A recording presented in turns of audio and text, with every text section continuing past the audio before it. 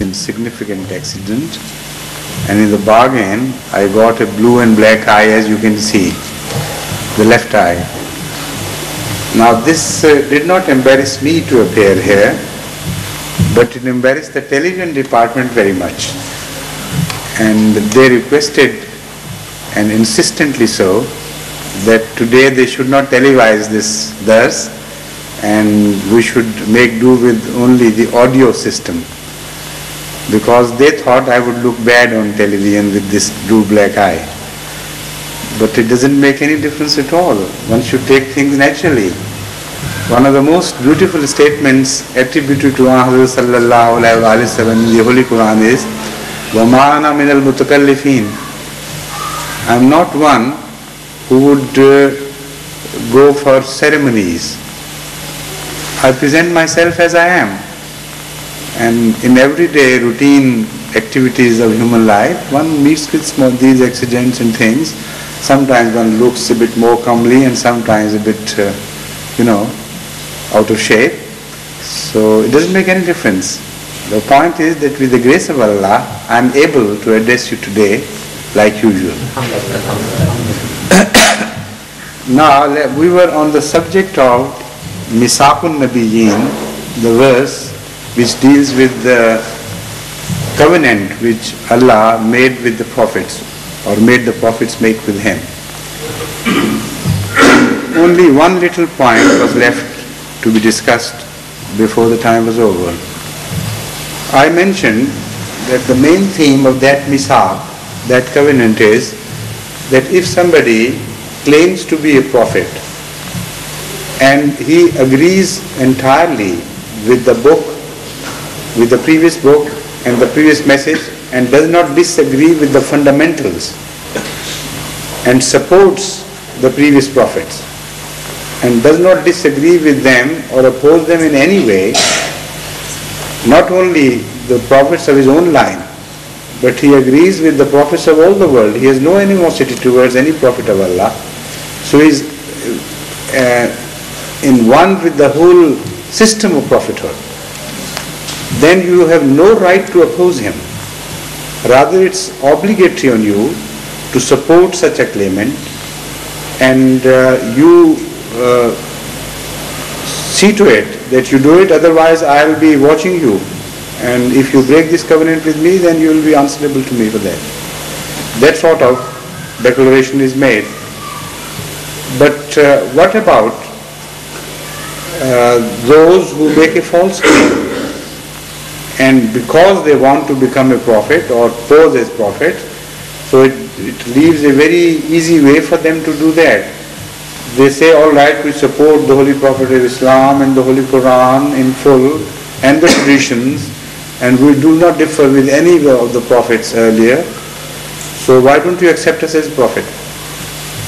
How can one discriminate between such a false claimant and a rightful prophet?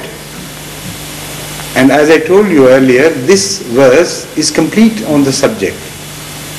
It deals with every little aspect and doesn't leave out the smallest thing of significance in this regard. Now there, the meaning of musaddiqun, that is to fulfill, would come to rescue us from this predicament. The fact is that musaddiqo can mean, number one, the one who totally agrees with the previous teachings or the previous prophets, with one little exception, of course, which is made very clear in the Holy Quran, that those who agree in fundamental and complete a message, they should not be considered to disagree with the previous ones. But after the coming of sallallahu alaihi wasallam, so it was not right. That is what I felt. I insisted.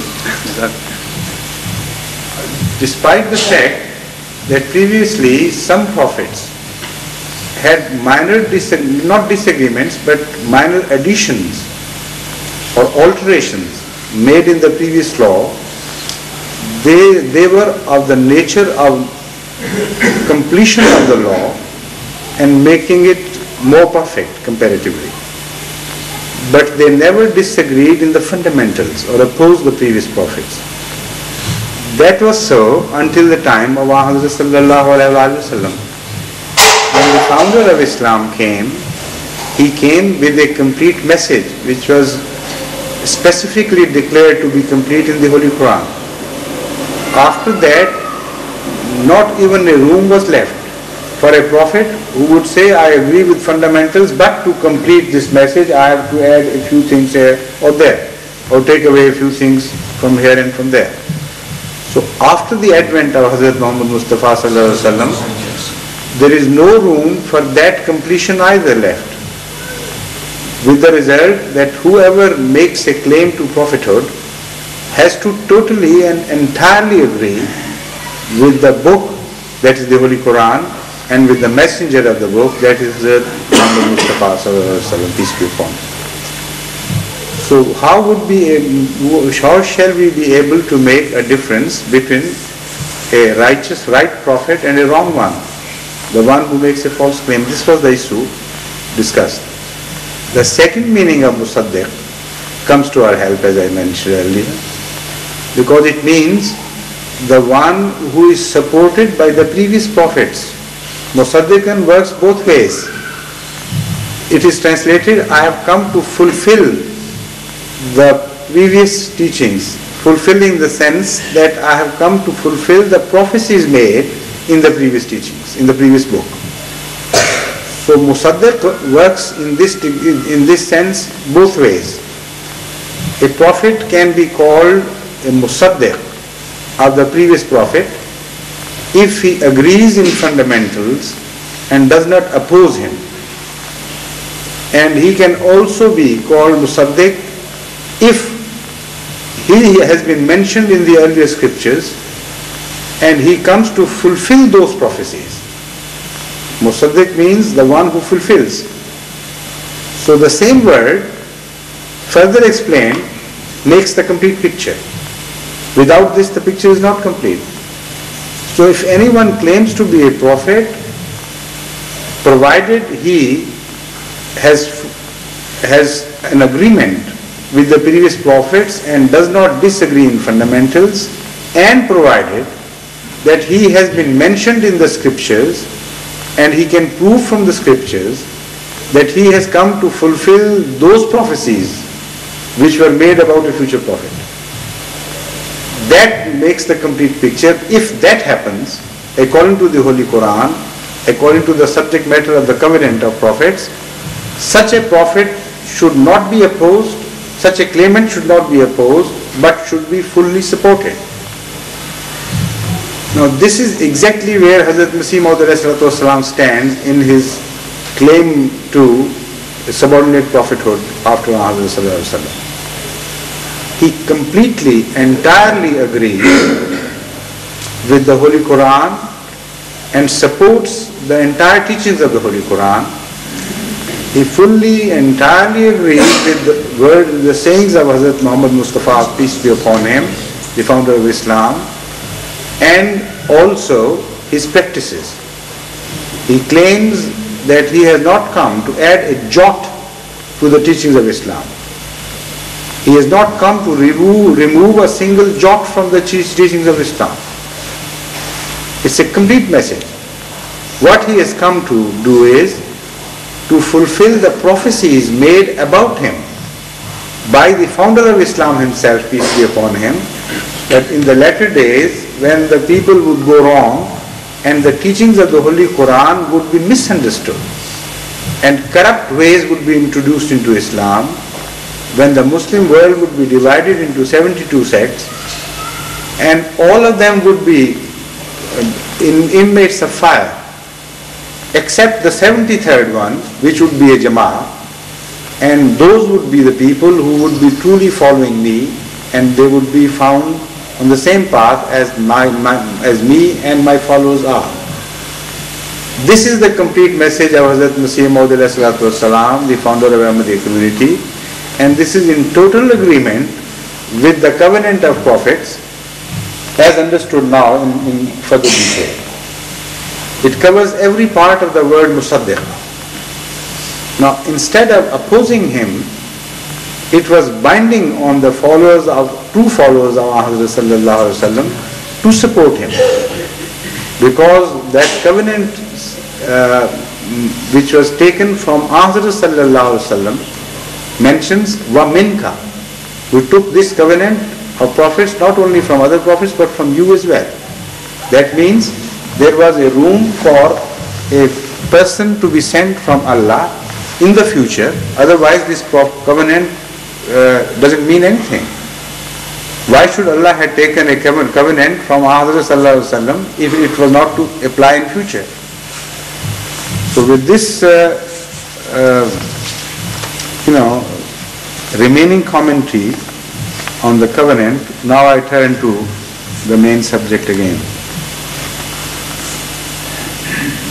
Now we had reached the point where we were discussing various aspects of the nature of Allah's favors as mentioned in Surah Fatiha's verse An'amta alayhim, Siratal lazina an'amta alayhim.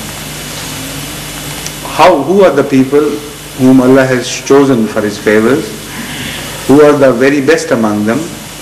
That is the prophets. And who are the next and the next and the next in order and so on. Now it would make a very lengthy discussion if I start expounding on all the features of the favored ones, starting from prophethood down to the Salihin. If time permits, later on I'll take up that subject.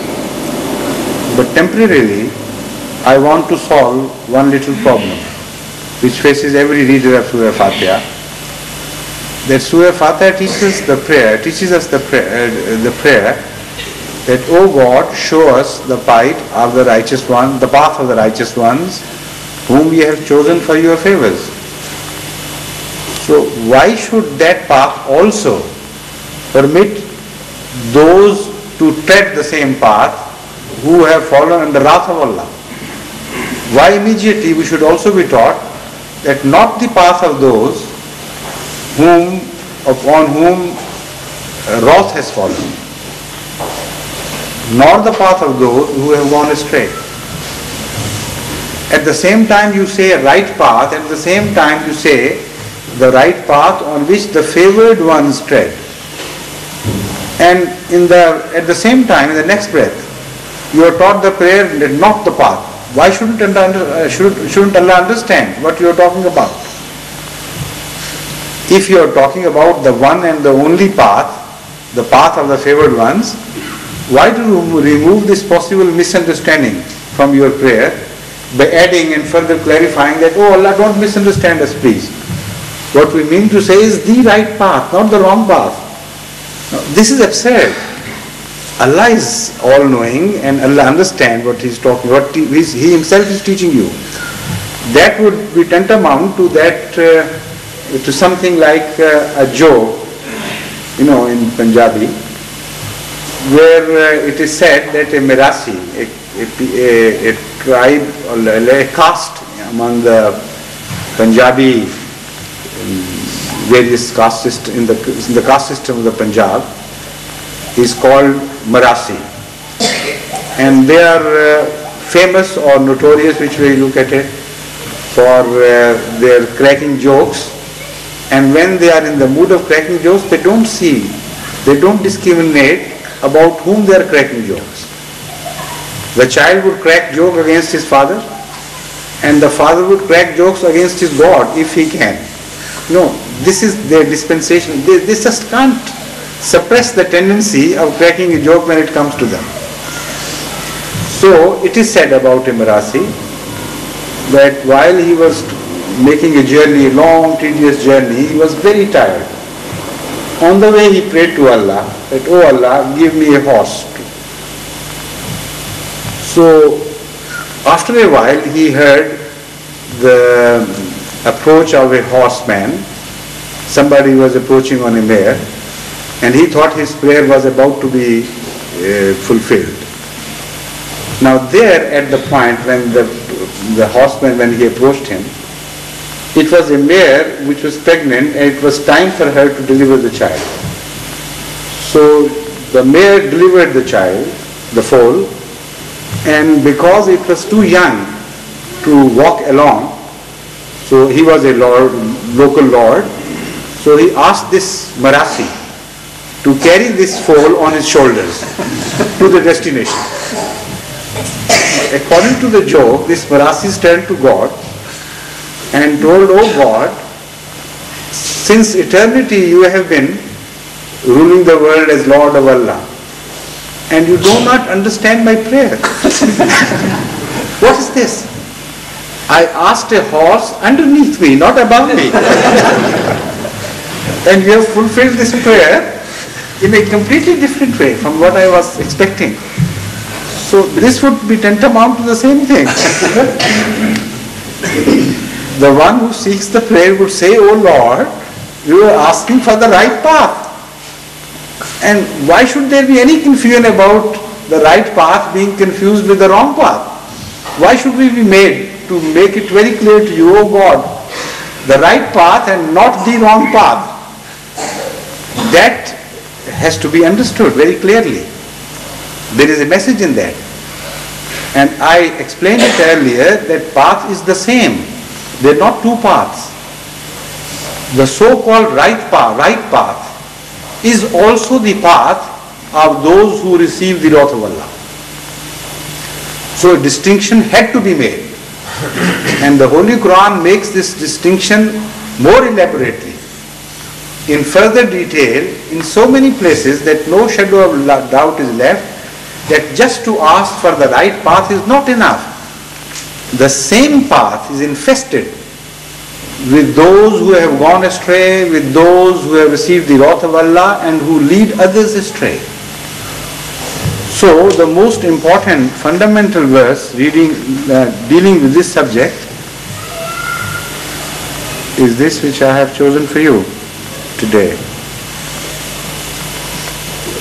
When Allah declared Satan to be the one who has been rejected, Satan prayed to Allah according to the Holy Quran, "Anzirni ila yawmi yubathun. Qala innaka minal munzareen." That, "Oh my Lord, give me respite till the doomsday." And Allah told him, "Your prayer is granted." Now what was this respite sought for? What path to tread? Look at the Satan, how clever he is. He chooses the right path on which people walk to Allah. He says, "Permit me to sit on that right path. I want to occupy the same path which will be later on trodden by those who walk to you." So, قَالَ فَبِمَا أَغْوَيْتَنِي لَأَقْعُدَنَّ لَهُمْ صِرَاطَكَ الْمُسْتَقِيمَ ثُمَّ لَآتِيَنَّهُمْ مِنْ بَيْنِ أَيْدِيهِمْ وَمِنْ خَلْفِهِمْ وَعَنْ أَيْمَانِهِمْ وَعَنْ شَمَائِلِهِمْ وَلَا تَجِدُ أَكْثَرَهُمْ شَاكِرِينَ. That why I am seeking this respite is, now since thou hast adjudged me to be erring, I will assuredly lie in wait for them on thy straight path. Sirat al-lazina an'amta alayhim. So it's no longer the straight path of only the righteous ones. It becomes also the straight path of the wrongdoers and wrongdoers of the worst type, who consciously, intentionally mislead others and lie in wait for them in ambush, so that suddenly they are caught unawares and led astray, but remaining on the same straight path. So in the name of religion, you will find so many roads, each being labeled to be the straight path to Allah, each covered by the same straight path. No other paths are carved but within that straight path, and each one is labeled the road to Allah. And it will be so confusing, the whole issue will be made so confusing, the people who walk that path will not be easily to be able to distinguish between the right from the wrong, because the Satan adds further, "Then will I surely come upon them from before them and from behind them and from their right and from their left, and thou wilt not find most of them to be grateful. قَالَ اخْرُجْ مِنْهَا مَذْمُومًا مَدْحُورًا لَمَنْ تَبِعَكَ مِنْهُمْ لَأَمْلَأَنَّ جَهَنَّمَ مِنْكُمْ أَجْمَعِينَ. God said, get out hence, despised and banished. Whosoever of them shall follow thee, I will surely fill hell with you all. And later on, the other verses tell us that the majority of those who would follow the right path to Allah, the straight road to Allah, would be overwhelmed and conquered by the Satan. So there will be very few people treading the path who would ultimately reach the destination without any injury to their faith, without being destroyed and annihilated spiritually. So immediately when Allah teaches us the prayer to be led to the straight path, these dangers are also, we are also informed of these dangers and told to make the prayer complete by praying to Allah that although we have asked for being led to the right path, but please, we know from you that this right path is also trodden by the Satan and by the wrongdoers of all sorts. So keep us on the right path of those who are led to you or who has been favored by you. That is the prophets, the Siddiqeen, the righteous ones, Shuhada, the martyrs, and Salihin, those who do good deeds. Now because the same path is infested by the wrongdoers and the Satans and so on and so forth, let's now again reconstruct the picture of the Prophet's coming. How does Satan fulfill his promise against the promise of Allah? And how does Satan fulfill his promise to break the covenant of prophets? This is the sad story which is being revealed and unfolded by the Holy Quran in detail, to which I want to draw your attention.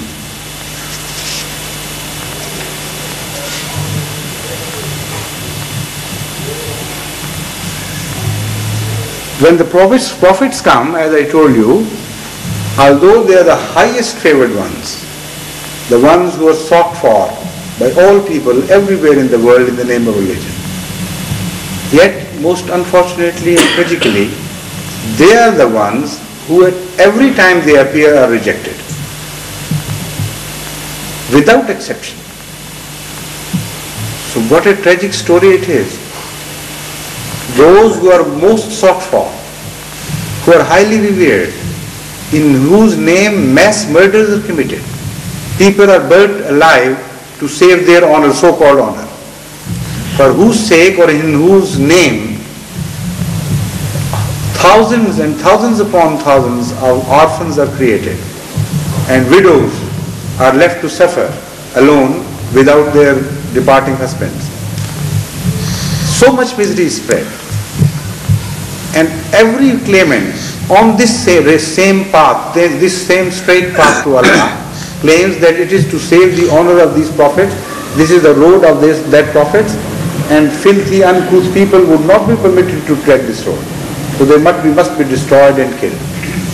All this is being done in their name, and when they come, the rightful ones, to earn the greatest welcome that has ever been awarded to anyone, the welcome which is meted out to them, which is in store for them, is that they are stoned, they are abused, wildest invectives are used against them, the foulest language is hurled against them, and not only they, their followers also attempted to be annihilated totally, washed out of existence. And such cruelties are committed against them that of all the stories that has ever been created by history of man, the saddest stories are to be found in the history of religion, particularly in the early parts of prophethood. when the prophets first come. So the road starts not from the low upwards. This is also a very interesting feature to be understood of this straight path. The people who tread this path are not created in tiers. First the lowest part is created, then the second highest, then the third highest, then the fourth highest. It is exactly the opposite way, the other way around. When the Prophet appears on this straight path, this time coming from Allah and walking towards mankind, he is all alone by himself. No one from among the human beings supports him. And the entire humanity to whom he addresses is turned against him. So in the same process, Siddiqeen are created, are given birth by these prophets. Those who first come forward to help him. Those who first support him, raise the voice in his favor out of the maddening crowd all around, opposing him in every possible way. Voices are heard, lone voices to begin with, of Abu Bakr, of Ali, of other people who claim that he is right. So do whatever you may please to us, we are going to support him. So the Siddiqeen are created, and also the martyrs, because the same threat is extended to the followers, early followers, and martyrs are created on the same path. And then is given birth to the larger number of people who are Salihin, who support all right, but have not been favored by Allah for special sacrifices. Allah knows their inherent weaknesses, the load they can carry, the load they cannot carry. So under the general guideline, لا يكلف الله نفسا إلا وسعها لها ما كسبت وعليها ما اكتسبت, that Allah knows better who among you can carry how much load. Allah would not load you beyond your capacity. So there is a fourth group created, which is treated according to the capacity of that group, and they are not tried so much and so harshly and so intensely as the first three groups are tried in the path of Allah. Now let's look at the history of this whole phenomenon, this whole interesting story of the creation of the righteous ones from the path, the right path. Prophet after prophet, I will take up the issue one after the other. And in each anecdote, in each tale that has been recorded by the Holy Quran, you will find a very interesting thing, that the same thing is not repeated all over again. Essentially, the same story is repeated, that of extreme opposition and hostility and belligerence at the part of those who oppose the prophets. That is the common feature. But the ways they adopted and the excuses they invented and so on and so forth, they are also of the same nature indeed. But still new things are added in the story as we proceed along. New features are declared so that the picture becomes complete and whole when you reach the time of Hazrat Sallallahu Alaihi Wasallam, the founder of Islam, peace be upon him. The story of Adam is already known to you. I have just obliquely referred to it in the story of Satan, which I have just disclosed. Now I come to Hazrat Noah. Hazrat Nuh, we say it, out of respect we add the word Hazrat, to which some Europeans take exception. They say we don't understand this word of respect, drop it, follow our fashion and just say Noah, just say Muhammad, just say Moses. But we are trained to respect such holy men so deeply, it is so deeply ingrained into us that it is impossible for us to use this name just without showing any special mark of respect on our part. So forgive me if I continue using the word Hazrat or other marks of respect which would naturally come to me without which I can't address to these people. I refer to these people, I mean. So Hazrat Nuh, that is Noah,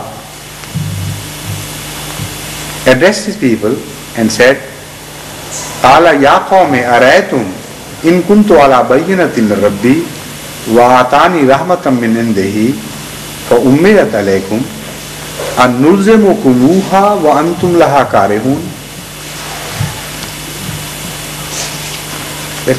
He said, O my people, tell me, if I stand on a clear proof from my Lord and He has bestowed upon me from Himself a great mercy which has remained obscure to you, that is prophethood, how will it fare with you? Shall we force it upon you while you are averse thereto? That is the most important attitude of prophets towards mankind, which has to be understood, which they expect to be reciprocal. The first claim they make is that we shall not force anything, any view that we hold upon you.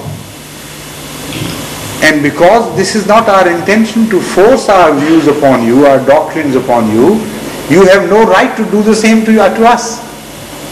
It is as simple as that. The common knowledge, the common sense requires this. The simplest logic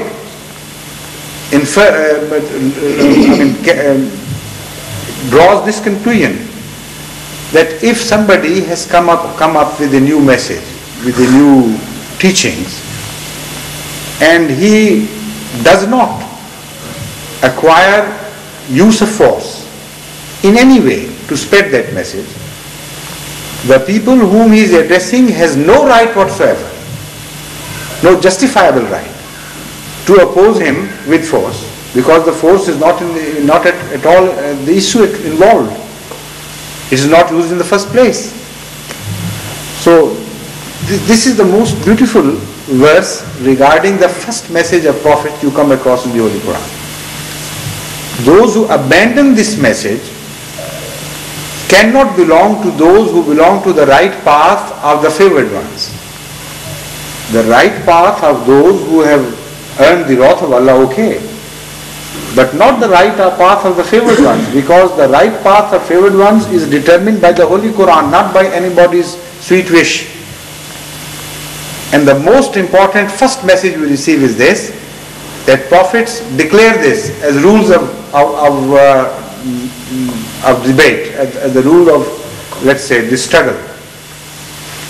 The first fundamental rule we must acquiesce to, we must agree to, is that no force will be used. We will use no force, and you have no right to use force. Now judge Ahmadiyyat in the same light, and to understand which side is in the right path of the favored ones, and which side on the wrong path. On the right path, but of those who receive Allah's wrath, becomes very clear to you. The second important issue which is made clear by Hazrat Noah is that Ya qawmi la asalukum alayhi mala in ajriya illa ala Allahi wa ma ana bitaridil lazina amanu innahum mulaqu rabbihim walakinni arakum qawman tajhalun. That I am working for no one, because you know I am not receiving money from you for this task. None among you can claim that we have employed him and we have paid him for these services. So I am delivering the message of Allah without the slightest favors from you. Now this verse has to be better understood, because most people who do not understand it properly are led to a very problematic situation. It claims, Ya qawmi la asalukum alayhi mala. O my people, I do not ask you to part with your money. If it means that prophets do not appeal for financial sacrifices, then it is wrong. Because in other places in the Holy Quran, it is clearly laid down that one of the objections raised against the Prophet was that you restrict us in the spending of our wealth, and you expect us to be spent as you wish. This is exactly what every Prophet does. And also when you come across hundreds of verses in the Holy Quran which imply directly or indirectly the financial sacrifices and the covenant which has been taken, which is being taken from Allah, from every Muslim. إِنَّ اللَّهَ اشْتَرَى مِنَ الْمُؤْمِنِينَ أَنفُسَهُمْ وَأَمْوَالَهُمْ بِأَنَّ لَهُمُ الْجَنَّةِ. Then it is impossible to translate this verse to mean that prophets do not demand for financial sacrifices. They ask for financial sacrifices. So what is this? Ya qawmi la asalukum alayhi mala. It only means that I am not in your employ in any way, or in the employ of any human being. No one is paying me for these services. I am not charging anyone for all the benefits which are flowing from me to you. They are greatest entirely. And no madman would do it. No sane man would do it unless he is mad, I should have said. I am doing it for your sake. I am calling you to the right path, not being paid by you for these services, and yet you abuse me in the vilest way. You oppose me with all your powers and you try to destroy me and my message and my followers. Am I mad to do this without any financial gains, without any personal gains, personal ends to meet? That is the second logic which is presented to them and the second rule of the game of this fight. The third is mentioned, وَلَا أَقُولُ لَكُمْ إِنْدِي خَزَائِنُ اللَّهِ وَلَا عَالَمُ الْغَيْبَ. And I have not come to buy your faith either. That is also barred out of, rules and regulations of the game. I have not been employed by you or anyone among you, nor I am going to spend money on you for buying your faith for the sake of my faith. Not a single penny will be given from me to you to change your faith. No force will be used. So these three fundamental features are made clear in the first debate held between Hazrat Nuh, that is Noah, and his people. And they are very important features because they are universal. They apply to every prophet, every right prophet I mean, who is the rightful claimant to prophethood. And they have become touchstones of his truth. They can be employed even today between the debate of Ahmadiyyat and non-Ahmadiyyat, between Ahmadis and non-Ahmadis, on the issue of Hazrat Masih Maud subordinate prophethood. And you will be surprised that this declaration has not aged with the passage of time. It is as fresh today as it was at the time of Hazrat Noah.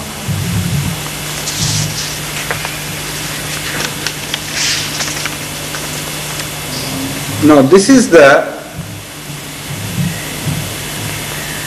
conduct of the chosen ones of Allah who are favored by Allah on the same path. How Maghzoob alayhim are created from the same process. Now we come to that. قال الملأ الذين كفروا من قومه ما نراك إلا بشرا مثلنا وما نراك اتبعك إلا الذين هم أراذلنا بادي الرأي وما نرى لكم علينا من فضل بل نظنكم كاذبين. Their counter argument was that, O Noah, Ma naraka illa basharam mislana. We do not see any superhuman quality in you, supernatural quality in you. You are just like an ordinary human being. Now this refers to the same issue which I have made clear earlier in my dars, that a sort of concept of Khatm Nubuwwat has been created eternally by all those forces who oppose the phenomenon of prophethood, the institution of prophethood. They do it by devious ways and means, sometimes covertly and sometimes overtly. And this is one of the ways how they stop coming of prophets or build excuses to reject prophets. After the death of every prophet, they begin to spin myths around the figure of the past prophet, which tend to push his status beyond human beings and raise it to a higher platform. They attribute certain qualities which are only possessed by Allah. And they say, unless we see these qualities in the prophet who is to come, we'll reject him, because we believe the earlier prophet did possess these qualities. For instance, it is said about Hazrat Isa alayhi salatu wasalam, Jesus, peace be upon him, that he possessed the qualities of reviving the dead, bringing to life the dead people, and he demonstrated it to the people. Now, if that is to be taken literally, if it does not mean the reviving of, say, spiritually dead people, and if it is to be taken literally, that he did revive actually the dead, the corporal dead, then such a prophet would never come. Because the Holy Quran completely discards this possibility forever and forever. The same word ihya mauta is used with reference to Ahmad sallallahu alaihi wasallam himself. Da'akum lima yuhyikum. What's the full verse? Istajibu lillahi wa rasulihi iza da'akum lima yuhyikum. That, O people, accept the call from this holy prophet of Islam, peace be upon him, when he calls you towards himself, lima yuhyikum, so that he may revive you from the dead. The same word of ihya is used with reference to Hazrat Rasul Kareem sallallahu alaihi wasallam, the founder of Islam, and the Muslim scholars have not one single incident to offer where it is said that Ahmad sallallahu alaihi wasallam raised the physically dead from the dead to the life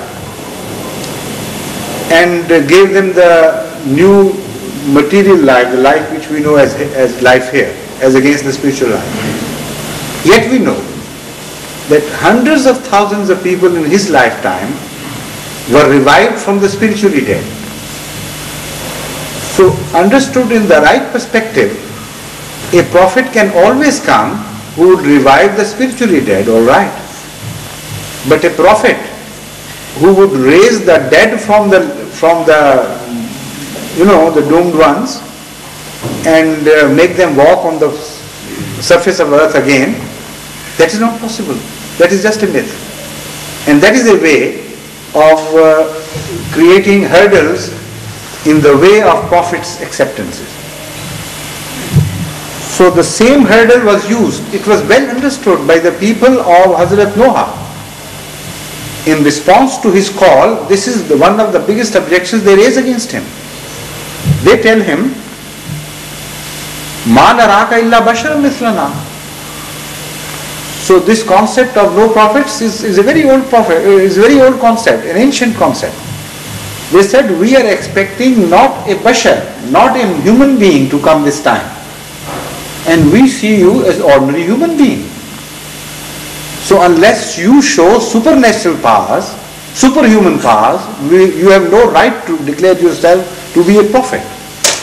No, he was not claiming to be a god. The simple straightforward claim was that he was a prophet of Allah. So that proves that they were expecting prophets to show supernatural power. And this concept is rejected once and for all by Hazrat Noah and the prophets who followed him. And the second objection was that menial people follow you, not the great men of earth, not the great powers, those who represent great powers.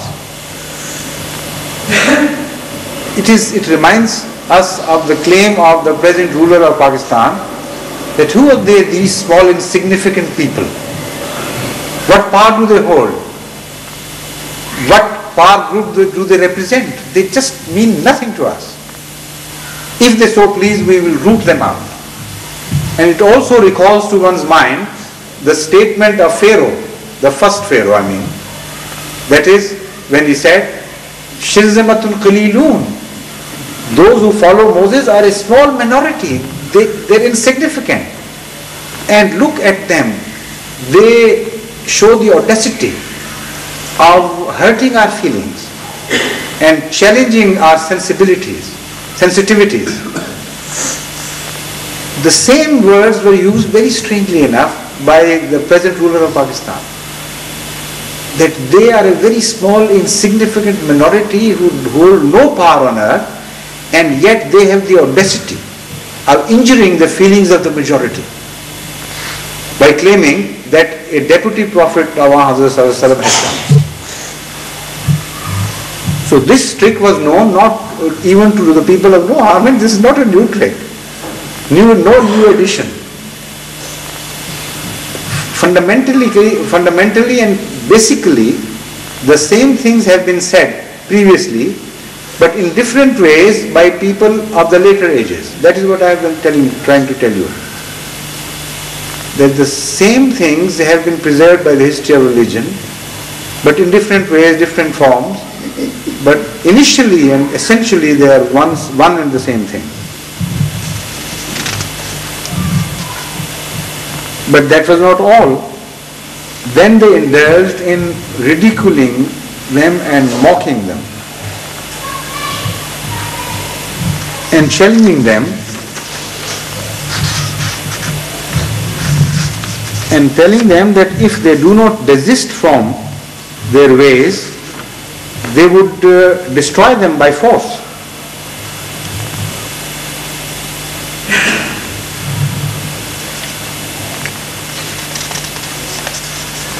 Now, where is that verse which deals with the subject regarding Noah? Adeli, you forgot to hand it over to me, did you?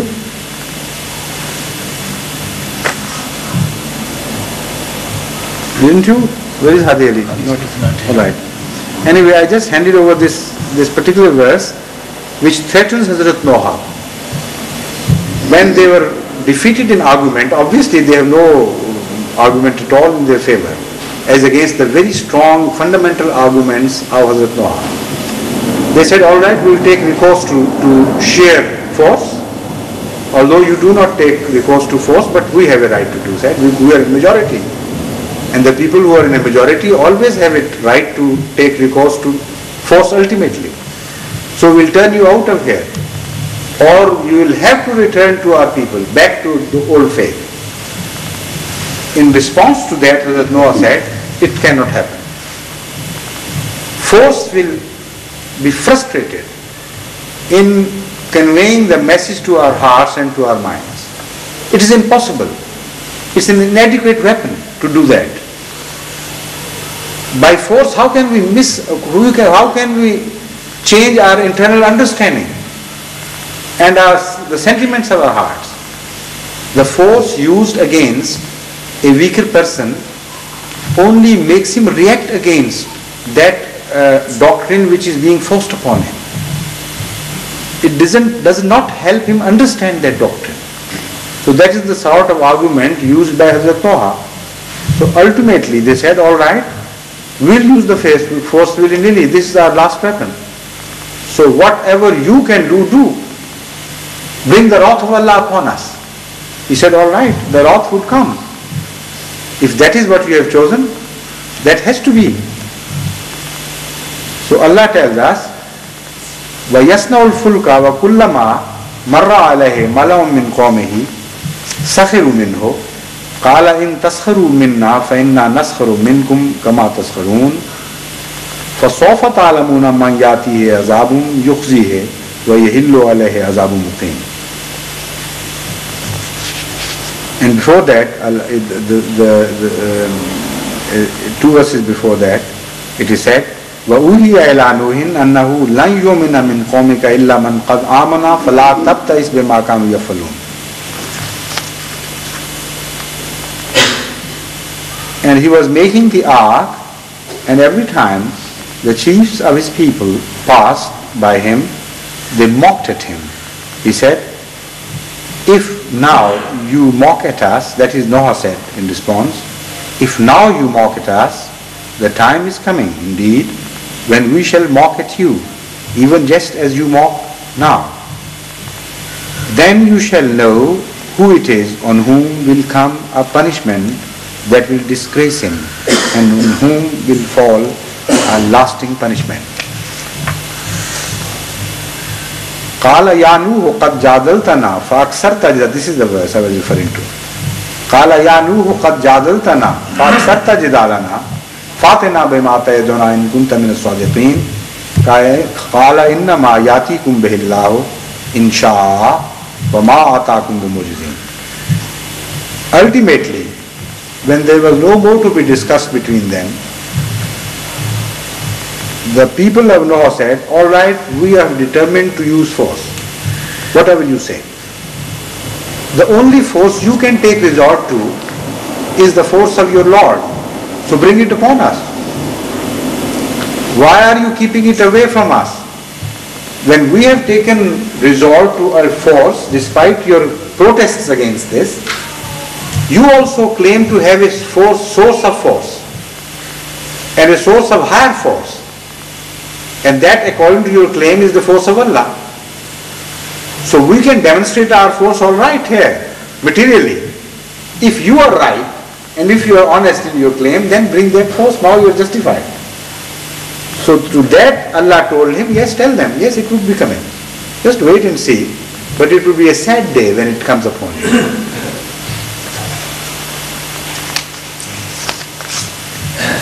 Hope you are not watching your watch. Huh? Yes, good. Then comes in the Holy Quran the story of Hazrat Abraham.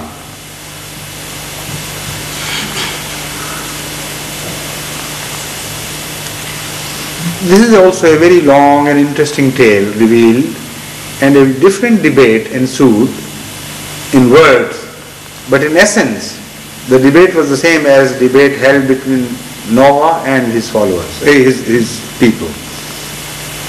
فَأَقْبَلُوا إِلَيْهِ يَزِفُّونَ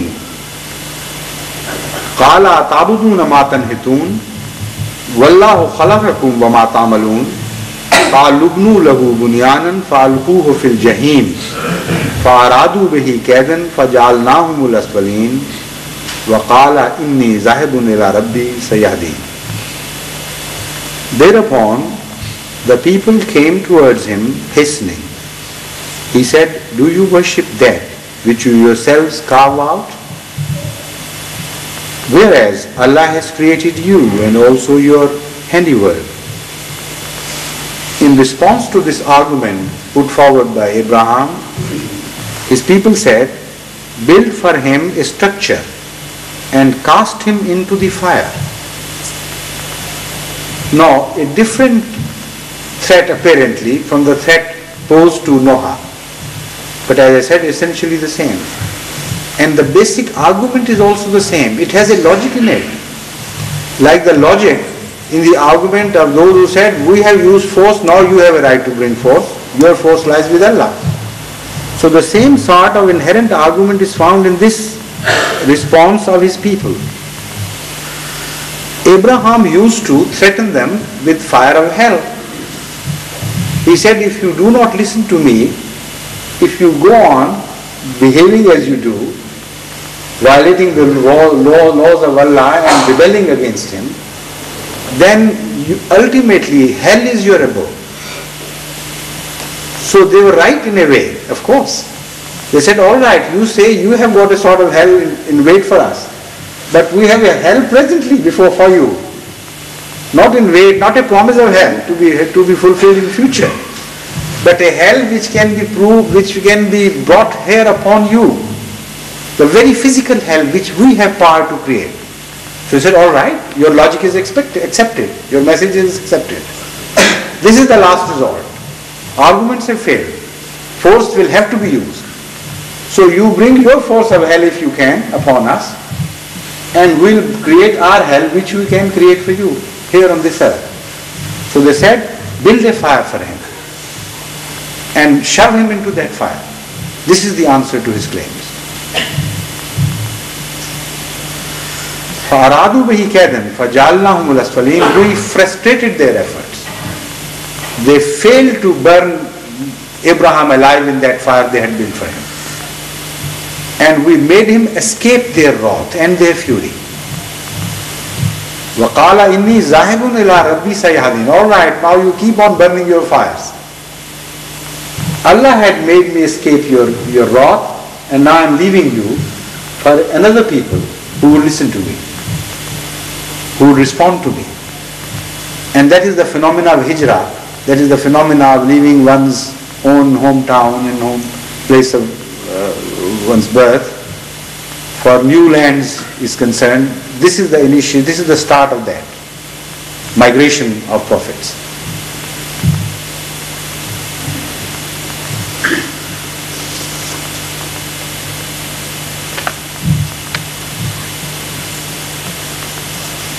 Again, the same incident is referred to in another verse of the Holy Quran, where Allah tells us, قَالُوا حَرِّقُوهُ وَانْصُرُوا آلِهَتَكُمْ إِن كُنتُمْ فَاعِلِينَ. Burn him alive. Otherwise, your gods will be defeated. It is his God pitched against your gods. So if his God has a right to burn us, if we reject him, we have a right to burn him if he rejects our gods. It's as simple as that. It's quite logical from their point of view. But illogical because previously all the arguments which were put forward by Abraham ﷺ were weighty arguments which could not be rejected on the face value. Yet they were rejected. So it is just an excuse for using force, nothing more. But internally it has a system of argumentation which is, in a way, quite interesting. Kunna ya naru kuni bardam wa salaman ala Ibrahim. They thought it was their gods who had power over fire and water and things, elements and research. So they tried to establish that force. And Abraham had told him that it is my Lord who has power over these things, not your Lord. So the issue lay with us now to be decided, not with Abraham. So he said, Qulna ya naru kuni bardam wa salam ala Ibrahim. O fire, we said, we are addressing the fire, O fire, be thou a means of coolness and safety for Abraham. And they had intended an evil plan against him, but we made them the worst losers. Hazrat Masih Maud ﷺ, the founder of Ahmadiyya community in Islam, did address his people at that time in the same terms. He said, Allah has told me that I am the Abraham of this age. And Allah has told me that He would save me from fire, even physical fire, if you build it for me. So if you have power, try it. And I am here for the trial. That fire will again be frustrated by the same God who frustrated the first fire that was built by the opponents of first Abraham. And somehow it happened that they were not given permission by Allah to build a physical fire, but yet it did not go unproved. This is the beauty of this claim. The fact is that later on it so happened, the promise of Allah made to Hazrat Masih Maud ﷺ was this, आज हमारी गुलाम बल्कि गुलामों के भी गुलाम. Allah has turned this fire not only into my slave, but a slave to my slaves as well. So later on it so happened repeatedly in the history of Ahmadiyya that many a time Ahmadis were miraculously saved from the torture of fire while apparently there was no possible escape for them. When they invoked this ilham, Hazrat Masih Maud and reminded God of this promise, it so happened. Out of so many incidents, I can tell you one only, because of the shortage of time. In Indonesia, when Maulvi Rahmat Ali Sahib, the late Maulvi Rahmat Ali Sahib was in the government there, it so happened that, in Indonesia, I don't know about now, I think the trend has changed, but previously, 30 years ago or so, most of the houses were wooden houses. No brick and mortar was used. So there was a whole area of town built in wooden thatched houses with thatched roofs and wooden structure. On the one side of that area lived this missionary of Ahmadiyyat, Hazrat Maulvi Rahmat Ali Sahib, the late Maulvi Rahmat Ali Sahib. It so happened that that area of the town caught fire on the other end. And the direction of the wind was in the direction of the corner where was the house of Maulvi Rahmat Ali Sahib. The wind was blowing in the direction of the house of Maulvi Rahmat Ali Sahib. So the whole area got burned and the flames leapt high and wide and they traveled very fast because the wind was extremely fast. And they were almost about to reach his house. And a strange drama was being enacted there. One of the strangest dramas of the modern times. Ahmadis had gathered round from all sides, hearing of this incident, and they were pleading with Maulvi Rahmat Ali Sahib to abandon that house while it was time, or he will be burnt alive by the flames, which were traveling very fast in his direction. And they said, look here, look at the wind. It's coming towards you and the flames are coming closer and closer. You can feel the heat. And he was insistent, said, no. Allah has made a promise to Hazrat Masih Maud that fire is not only your slave but your slave's slaves. So I am going to prove to you that I am a true slave of Hazrat Masih Maud. And this fire cannot burn me. And the fire reached the next house to him, and suddenly the cloud burst into torrential rains. The cloud was also being built by the same wind. And right at that moment, torrential rains started falling down, pouring down from heaven, and the fire was extinguished next door to the door of Hazrat Maulvi Rahmat Ali Sahib. So such an incident was not just a solitary incident in the history of modern times. It got demonstrated repeatedly. Although you can't force Allah's ways, like Abraham did not or could not. These miracles occur when Allah so chooses. But whenever they occur in a manner that it is for everybody to see that this was miraculous. All the preconditions are fulfilled and you can see that it is not just an ordinary whim of a person, this is a miracle performed by Allah. But it cannot be forced. So I am not inviting you to face the hazards of fire and say, look, I am going to jump to the fire because it will not burn me, I am a slave of Masih Maud. It would be like the trial of Hazrat Isa, Jesus Christ, peace be upon him, by the Satan. And he said, if you are Allah's servant, jump from this lofty place and you will be saved by angels. He said, no, you are a Satan. Allah is not tried. It is men who are tried by Allah. So when Allah chooses to put men to trial and He desires a miracle to be shown, then He exhibits that miracle in a manner that then it cannot be confused with ordinary happenings and chances that we generally come across. Then it is distinguishable. It is discriminative. It stands out. It is something extraordinary.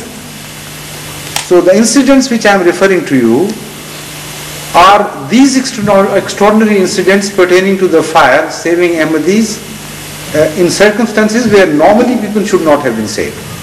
And when this was made clearly manifest to the people that Ahmadis are this time going to be saved because Allah has so desired. Now it happened so many times in 1974 that you will be surprised to learn that thousands of attempts, not hundreds, thousands of attempts were made to burn Ahmadis alive in their houses, and thousands of houses were burnt in Pakistan. Not a single Ahmadi was burnt alive. Somehow Allah saved them. Means were created by Allah, of course. But it is no chance. In thousands of cases of attempted fire, every life of the inmates of those houses is saved, or shopkeepers and so on. This is not just an incidental chance. This is something ordained.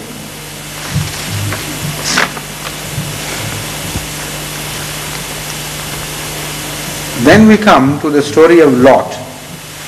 That is also very close at heels of the story of Abraham, peace be upon him. That's all right. When you do this, I get worried about time. All right. We'll finish the story of Lot, inshallah. وَلُوتًا إِذْ قَالَ لِقَوْمِهِ أَتَأْتُونَ الْفَاحِشَةَ مَا سَبَقَكُم بِهَا مِنْ أَحَدٍ مِنَ الْعَالَمِينَ إِنَّكُمْ لَتَأْتُونَ الرِّجَالَ شَهْوَةً مِنْ دُونِ النِّسَاءِ بَلْ أَنْتُمْ قَوْمٌ مُسْرِفُونَ فَمَا كَانَ جَوَابَ قَوْمِهِ إِلَّا أَنْ قَالُوا أَخْرِجُوهُمْ مِنْ قَرْيَتِكُمْ إِنَّهُمْ أُنَاسٌ يَتَطَهَّرُونَ فَأَنْجَيْنَاهُ وَأَهْلَهُ إِلَّا امْرَأَتَهُ كَانَتْ مِنَ الْغَابِرِينَ وَأَمْطَرْنَا عَلَيْهِمْ مَطَرًا فَانظُرْ كَيْفَ كَانَ عَاقِبَةُ الْمُجْرِمِينَ. And we sent Lot when he said to his people, do you commit an abomination such as no one in the world ever did before you? You approach men with lust. You approach men with lust instead of women. Nay, you are a people who exceed all bounds. And the only answer of his people was that they said, turn them out of your town, for they are men who take pride in their purity. And we saved him and his family, except his wife. She was of those who stayed behind. And we rained upon them a rain. And we rained upon them a rain. That is, a rain of wrath of Allah, which manifested in itself in some sort of punishment. Now see what was the end of the sinners. Now the story of Lot tells us again the same process of the creation of those who receive the wrath of Allah upon the path of the righteous ones. A righteous one appears on the path of the favored ones, and from the same road, from the same journey, are created those people who receive the wrath of Allah. Well, they stood a chance of being led to God. In fact, they were offered a chance as no one before them had been offered in the known history of their time. They were facing the time of a prophet, seeing eye to a prophet, listening directly to him, casting their eyes, their filthy sights, unfortunately, on the blessed faces of the prophets, and receiving directly their message pure and simple in its intrinsic purity. So if they were chosen for that favor, you can imagine how fortunate they would be counted by the posterity, who were given a chance, who accepted the chance and got counted among the Siddiqeen, Shuhada and Salihin. But on the same path, we see people created who are Maghzoob alayhim, who receive the wrath of Allah instead, and who are ultimately, unfortunately for them, are destroyed, and sometimes totally annihilated from the face of earth. Now, before proceeding further, and I don't think we have time for giving you further illustrations from the history of the Holy Quran, let me remind you of one very interesting deviation in the style of the Holy Quran in the last verses. In the first, when Allah teaches us the prayer, Ihdina as-sirat al-mustaqim, He teaches us the prayer in the direct form, Siratul lazina an'amta alayhim, the path of those on whom you have bestowed your favor. Allah has bestowed His favors. When the path of those, the same path of course, in different ways discussed, who received the wrath, then Allah is not referred to at all. This is the most interesting thing. It says, غَيْرِ الْمَغْضُوبِ عَلَيْهِمْ, not the path of those who incurred disfavor or wrath, of whom this is not mentioned. Why not? There is a special beauty of style adopted by the Holy Quran, not only here but in some other places. When good is referred to, essentially, initially, it is referred to Allah. And when bad is referred to, it is referred to the people.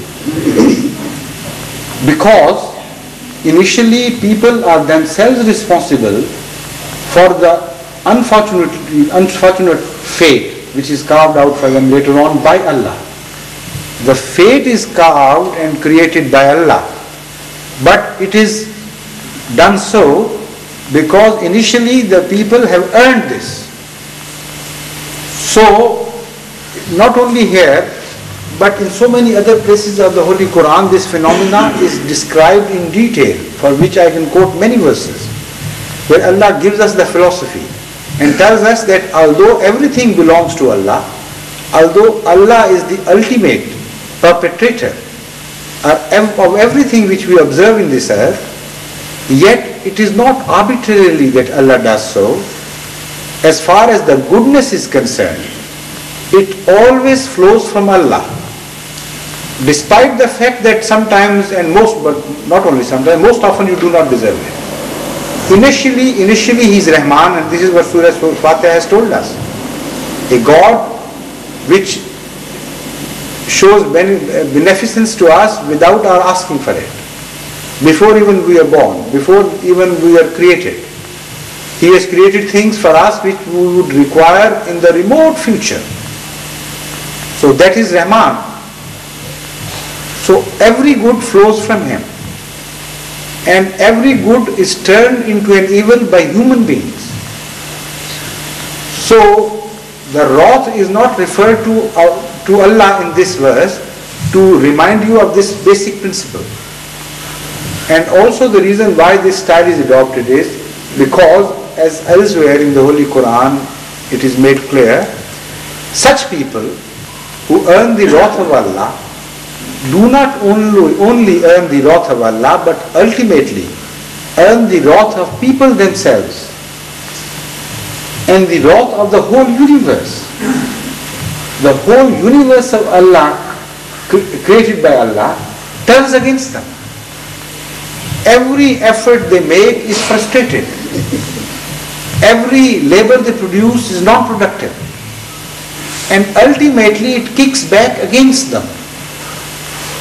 This is a sure sign of those people who have gone astray, remaining on the path of righteousness, apparently.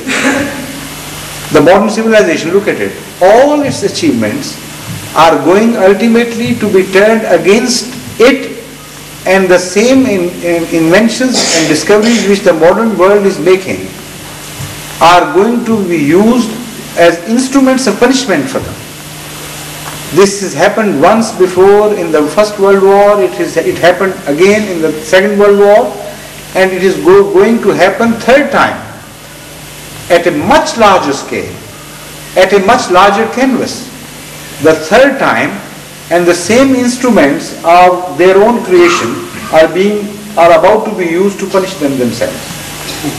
So this is why the wrath is not only referred to Allah, but these people ultimately receive the wrath of mankind themselves. They create a society where man hates man, where no true good can flow from man to man initially and absolutely. They become selfish. So such society is not a safe society to live in. Allah's wrath would fall upon them all right, but also the wrath of such man, such society would continue to fall upon them, which is the creation of their own hands. Right? Inshallah, next tomorrow, the remaining tomorrow, inshallah.